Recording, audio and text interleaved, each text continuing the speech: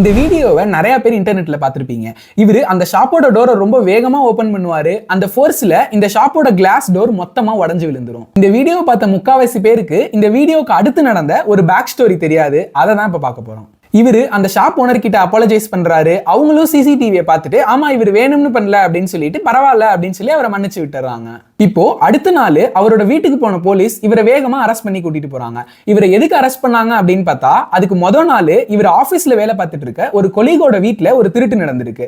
அவருக்கும் இவருக்கும் ஆரம்பத்துல இருந்தே ஆகாது அப்படிங்கிறதுனால சந்தேகத்தின் அடிப்படையில இவரை அரெஸ்ட் பண்ணிட்டு போயிருக்காங்க அந்த போலீஸ். இப்போ போலீஸ் என்ன சொல்றாங்கன்னா, அந்த திருட்டு நடக்கப்பட்ட நபர் இருக்காருல்ல, அவருக்கு முன்விரோதம் இருக்கிற ஒரே ஆள் நீங்க மட்டும்தான். அதனாலதான் உங்களை அரெஸ்ட் பண்ணிருக்கோம். நீங்க நேத்து எங்க இருந்தீங்க அப்படிங்கிறதுக்கான ஒரு சாலிட் ப்ரூஃப் கொடுத்துட்டீங்கன்னா நீங்க இதுல இருந்து ஈஸியா வெளியில போயிடலாம் அப்படின்னு சொல்றாங்க. ஆனா நீங்க ஒரு ஹோல் டே எங்க இருந்தீங்க அப்படின்னு உங்களால ப்ரூஃப் பண்ண முடியாது இல்ல.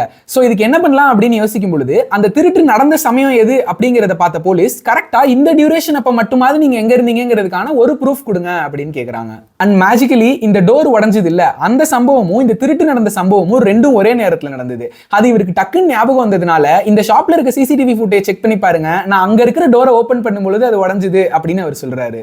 உடனே வேகமா அந்த ஷாப்புக்கு போன இந்த போலீஸ் இந்த சிசிடிவி ஃபுட்டேஜ் செக் பண்றாங்க. அதுல இருக்கிற டைமையும் அதுல இருக்க மனுஷனையும் பார்த்து இவர் தான் இந்த டைம்ல இவர் இங்கே தான் இருந்திருக்காரு அப்படின்னு ப்ரூஃப் கிடைச்சதுனால இவரை ரிலீஸ் பண்றாங்க. என்னைக்குமே எந்த ஒரு கெட்ட விஷயம் நடந்தாலும் அது வேற ஒரு கெட்ட விஷயத்துல இருந்து உங்களை ஒரு காப்பாத்துற ஒரு நல்ல விஷயமா மட்டும்தான் இருக்கும். என்ன ஒரு தாட் ப்ராசஸ், மேலே கிரேட். இது மாதிரி நிறைய வீடியோஸ் டெய்லி உங்க ஃபீட்ல வரதுக்கு கியூரியஸ் நண்பனை மறக்காம ஃபாலோ பண்ணிடுங்க.